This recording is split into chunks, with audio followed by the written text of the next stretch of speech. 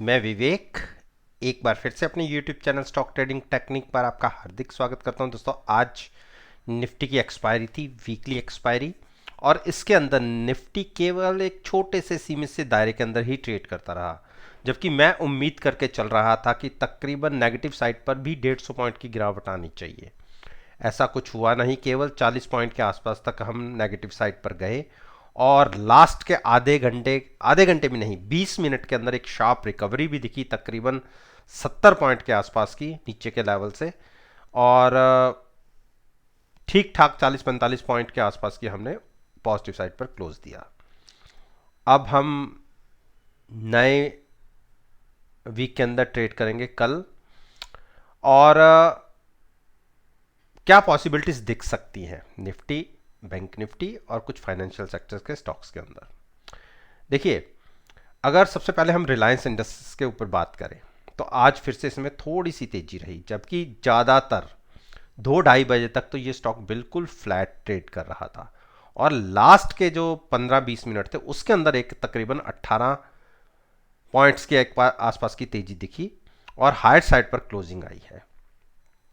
देखिए, इस स्टॉक को अगर ये क्लोजिंग बेसिस पर 2610 क्रॉस करके क्लोज दे देता है तो आप ये मानिए जो पिछला हाई था उस तरफ ये जा सकता है 2750।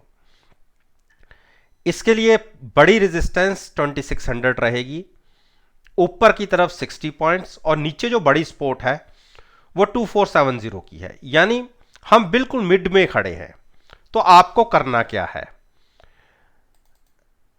देखिए, गुंजाइश आरएसआई के हिसाब से बहुत ज्यादा है ऊपर जाने की अभी भी, और यहां से भी कोई नेगेटिव की तरफ की स्ट्रेंथ दिख नहीं रही कि इस स्टॉक के अंदर बायर्स की पोजीशन हल्की हो रही है। बायर्स का मतलब कि बायर्स अब इंटरेस्टेड नहीं है लेने में, ऐसा कुछ नहीं दिख रहा।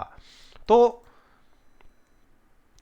स्ट्रेंथ है, लेकिन फिर भी मैं कहूंगा कि थोड़ा सा हायर साइड पर हमें क्यों लेना है, क्यों ना थोड़ा सा डिप पर लिया जाए।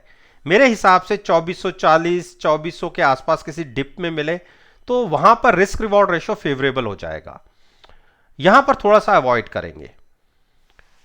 एचडीएफसी बैंक, देखिए एचडीएफसी बैंक ने आज एक गिरावट दिखाई और एक बड़ी सपोर्ट को होल्ड कर लिया है, और 15 तारीख को इसको रिजल्ट्स भी हैं, और 15 तारीख का मतलब है सैटरडे हमारी मार्केट ओपन होती नहीं है, और मंडे के दिन में इसके अंदर एक बड़ी मूवमेंट दिखेगी, चाहे वो रिजल्ट्स बेस्ड होगा। बिल्कुल, रिजल्ट्स अच्छे आएंगे तो पॉजिटिव साइड पे जा सकते हैं, रिजल्ट आए तो हम एक बड़ी गिरावट भी दिखा सकते हैं, बुरे आए तो मेरे हिसाब से सपोर्ट एक है 1525, जैसे मैंने कल के दिन में भी बोला था, और नीचे की तरफ 1500।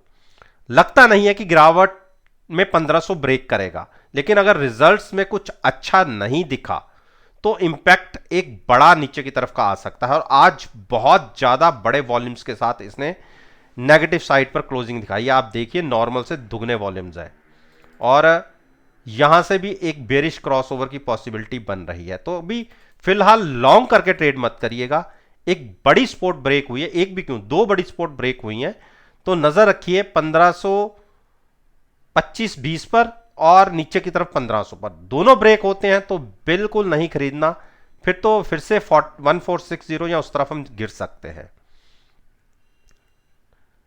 इंडस बैंक को मैंने कहा था कि एक रेंज बाउंड है, पहले मैं अवॉइड करता हुआ आ रहा था, लेकिन कल की जो तेजी दिखी थी, मैंने कहा था कि अगर क्लोजिंग हमें 950-60 के बीच में मिल जाती है तो आप लॉन्ग पोजीशन ले सकते हैं 990 के तक के लिए, लेकिन ऐसा हुआ नहीं। फिर से हम एक बीच के दायरे में है, नीचे की तरफ सपोर्ट है 915 और उसके बाद 890 की। ये दोनों जब तक होल्ड हो रही हैं, ज़्यादा बेरिश नहीं है, और ऊपर जब तक 960 क्रॉस करके क्लोज नहीं देता तो लॉन्ग पोजीशन भी तब तक क्रिएट मत कीजिए। इसके बीच में जो भी ऑप्शन बायर्स हैं, जो ऑप्शन बाय करके ट्रेड करते हैं, उनके लिए प्रीमियम डिके हो जाएगा, तो उनको कोई फायदा हो नहीं पाएगा। तो पहले ब्रेकआउट या ब्रेकडाउन होने दीजिए, तब सोचिएगा कि आपको करना क्या है। और अगर रिजल्ट इसके सही नहीं आए तो आप मान के चलिए 150-200 पॉइंट गिर भी सकता है। एचडीएफसी, देखिए एचडीएफसी ने आज फिर से अपनी सपोर्ट पर ही इसने होल्ड रखा है, और 2725 मैंने कल के दिन में भी कहा था, 2725 और 2700 ये दो प्राइसेस ऐसे हैं, जब तक इसके ऊपर है मैं बेरिश नहीं हूं। मैं स्टॉक में बेरिश तब होऊंगा जब क्लोजिंग बेसिस पे 2675 क्रॉस करेगा और वहां से ये स्टॉक तकरीबन अभी भी 100 पॉइंट्स ऊपर ट्रेड कर रहा है, तो डिप पर बाइंग करने की ही स्ट्रेटजी रहेगी। जबकि आज वॉल्यूम्स नॉर्मल से बिल्कुल आधा रहे हैं, तो अभी भी ऐसा नहीं है कि बायर्स की स्ट्रेंथ थोड़ी वीक हो रही है, अभी बायर्स की स्ट्रेंथ है इसके अंदर, तो इसलिए इसको शॉर्ट करने की गलती मत कीजिएगा। 2725 तक और 27 तक भी गिरावट में मिले तो बिल्कुल ऐड कीजिए हैजिंग के साथ। कोटक महिंद्रा बैंक ने एक गिरावट दिखाई जरूर है, और कल के दिन में मैंने कहा था जब तक 1940 के ऊपर है मैं बेरिश नहीं हूं, और मैं अभी भी बेरिश नहीं हूं। जब तक 1900 और 1880 होल्ड कर रहा है मैं बेरिश नहीं हूं। हाँ, वॉल्यूम्स काफ़ी कम रहे हैं और थोड़ा सा इसमें स्ट्रेंथ थोड़ी सी वीक हो रही है बायर्स की, लेकिन शॉर्ट गलने की गलती तब तक मत कीजिएगा जब तक 1900 और नीचे की तरफ 1880 ब्रेक नहीं करता। उसके बाद सोच सकते हैं आप शॉर्ट करने की, यहां पर नहीं। अगर बाइंग नहीं करना चाहते तो वेट कीजिए 1900 और 1880 का, यहां पर साइडवेज होकर आप बैठ सकते हैं। आईसीआईसीआई बैंक आज फिर से सेम प्राइस पर क्लोज हुआ है, और आज वॉल्यूम्स भी देखिए बैंकिंग सेक्टर में बिल्कुल नहीं रहे। और अगर हम देखें तो यहां से स्ट्रेंथ थोड़ी सी वीक हो रही है, लेकिन मैंने कल भी कहा था कि मैं अभी आईसीआईसीआई बैंक या एक्सिस बैंक को ट्रेड नहीं करना चाहूँगा। उसका रीज़न है इनके क्वार्टरली रिजल्ट्स क्या आते हैं क्या नहीं आते, उसके बाद ही इसमें कोई ट्रेड लें तो ज़्यादा अच्छा है। पहले हम भी नीचे बहुत ट्रैप हो गए थे और बहुत अच्छे प्रॉफिट में बाद में एग्जिट जरूर हुए हैं, लेकिन अब फिलहाल हम ट्रैप होना नहीं चाहते, तो इसलिए थोड़ा सा हम वेट करेंगे। गिरावट में स्टॉक 775 या 760 के बीच में मिले तो ज़्यादा अच्छा रहेगा, बहुत अच्छे प्राइसेस रहेंगे लॉन्ग जाने के लिए। 800 भी एक स्ट्रॉन्ग सपोर्ट है, लगता नहीं है कि 800 ब्रेक होगा, लेकिन कुछ भी नेगेटिव बैंकिंग सेक्टर में किसी भी स्टॉक में दिखा तो उसका इंपैक्ट आईसीआईसीआई पे भी दिखेगा। उस केस में 800 या 775 या उसके नीचे के टारगेट भी आपको दिख सकते हैं। मैं शॉर्ट करने की बिल्कुल एडवाइस नहीं कर रहा। एक्सिस बैंक का कंसोलिडेशन का फेज चल रहा है, 405वां दिन है आज, सेम प्राइसेस के आसपास ट्रेड हो रहा है, और जब तक 725 होल्ड कर रहा है बिल्कुल शॉर्ट करने की गलती मत कीजिए। 715 पर हम अपना ओपिनियन चेंज कर लेंगे कि अब स्ट्रेंथ खत्म हो गई है, अब हम ये स्टॉक नीचे की तरफ गिर सकता है। 715 तक अभी हमारा ओपिनियन जो रहेगा वो लॉन्ग साइड पर ही रहेगा, हर डिप पर बाइंग करने का रहेगा, और हैजिंग के साथ बाय करिए तो ज्यादा अच्छा रहेगा। कॉल बाय या पुट बाय करके ट्रेड मत कीजिए, ऑप्शंस को केवल हैजिंग के लिए यूज कीजिए, और साथ में फ्यूचर्स के अंदर ट्रेड कीजिएगा। 715 तक भी गिरावट में मिले या 725 पर भी गिरावट में मिले तो बिल्कुल आप हैजिंग के साथ लॉन्ग कर सकते हैं।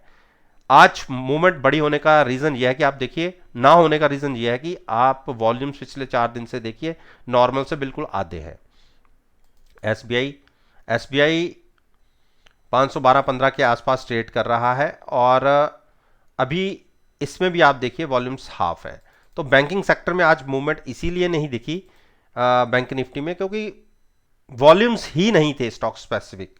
तो इसके अंदर भी थोड़ा थोड़ा देखिए कर्व कम हो रहा है, तो अगर स्टॉक गिरावट में 500 के आसपास मिले तो 485 और 500 पे मिले तो बहुत ही अच्छा प्राइस रहेगा। थोड़ा सा डिप का वेट कर लीजिए, क्योंकि जब वॉल्यूम्स भी नहीं है तो तेजी पकड़ेगा क्या, तो अगर थोड़ी सी गिरावट आ जाती है तो वो प्राइस ज़्यादा आपके लिए अच्छे रहेंगे। स्टॉक अभी भी स्ट्रेंथ के अंदर है, गिरावट पे बाय कीजिए तो ज़्यादा अच्छा रहेगा।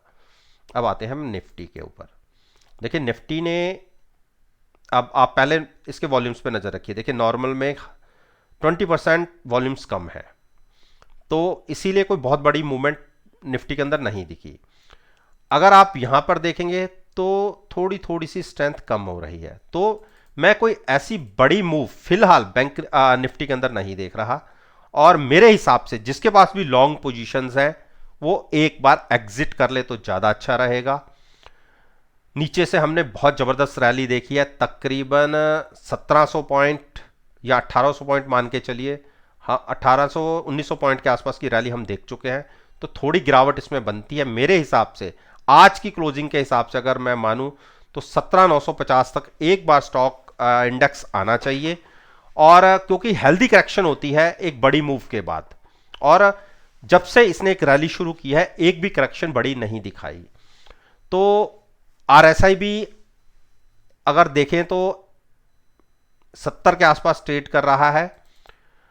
मैं आपको शॉर्ट करने की एडवाइस नहीं दे रहा, मैं ये कह रहा हूं कि आप यहां से अपना प्रॉफिट बुक करके गिरावट का वेट कीजिए। अगर यहां से 300 से 400 पॉइंट के नीचे की तरफ गिरावट मिलती है तो वहां पर आप पोजीशन लॉन्ग कीजिए गिरावट पर, क्योंकि अगर यहां से भी आप शॉर्ट करने की कोशिश करेंगे ऑप्शंस बाय करके, तभी तो फ्यूचर सेल करेंगे हैजिंग के साथ। और ऑप्शन के अंदर जो 150-150 रुपए के आसपास का प्रीमियम है, तो वो प्रीमियम भी हमने क्यों पे करना, क्यों ना 400 पॉइंट नीचे वेट करके स्टॉक इंडेक्स को लिया जाए। या मंगल बुधवार के आसपास आप देख सकते हैं जब प्रीमियम भी डिके हो जाते हैं, तो वहां पर फिर सोच सकते हैं कि शॉर्ट पोजीशन लेने की। लेकिन यहां से मैं लॉन्ग को अवॉइड करूंगा। कोई भी फ्रेश लॉन्ग साइड में पोजीशन मत लीजिए, चाहे हैजिंग के साथ ही क्यों ना लेनी हो। बैंक निफ्टी, देखिए बैंक निफ्टी ने जो कल का तकरीबन 39,000 का हाई था, आज वहां से 600 पॉइंट नीचे क्लोजिंग दी है। कल भी कुछ गिर गए थे हम नीचे, और आज जहां खुले वहीं से गिरावट के साथ हमने क्लोजिंग दिखाई। तो अब यहां से क्या देखिए, अभी भी वॉल्यूम्स इसके अंदर 20-25% के कम है, और यहां पर आप देखिए स्ट्रेंथ वीक हो रही है। तो चाहे स्टेप बाय स्टेप धीरे धीरे करके ही बैंक निफ्टी 37,870-900 की तरफ आए, तो अगर 37,800 या 900 आपको स्क्रीन पर दिखता है, तो वहां पर आप एक बार सोच सकते हैं रिस्क उठा करके हैजिंग के साथ पोजीशन लॉन्ग साइड की लेने की। तब तक गिरावट का वेट कीजिए, और अगर 37,800 के नीचे क्लोजिंग मिल जाती है तो फर्दर 800 पॉइंट की गिरावट की पॉसिबिलिटी बन जाएगी। यहां से फ्रेश लॉन्ग मत जाइए, थोड़ी सी करेक्शन बनती है तकरीबन 37,900 तक की। यहां से जहां में क्लोजिंग मिली है यहां से 600-700 पॉइंट नीचे की, तो वेट एंड वॉच की स्ट्रेटजी रखे, डिप पर बाय करेंगे तो ज़्यादा अच्छा रिस्क रिवॉर्ड रेशियो फेवरेबल रहेगा। तो दोस्तों, उम्मीद करता हूं कि आपको मेरी ये वीडियो पसंद आई होगी। वीडियो पसंद आई है तो मेरे साथ मेरे चैनल पर जुड़िए, चैनल को सब्सक्राइब कीजिए, और साथ में बेल आइकन का बटन प्रेस करना मत भूलिएगा, ताकि नोटिफिकेशन टाइम से आप तक डिलीवर हो सके। इस बात के साथ मैं आपसे विदा लेता हूं, और एक नई वीडियो के साथ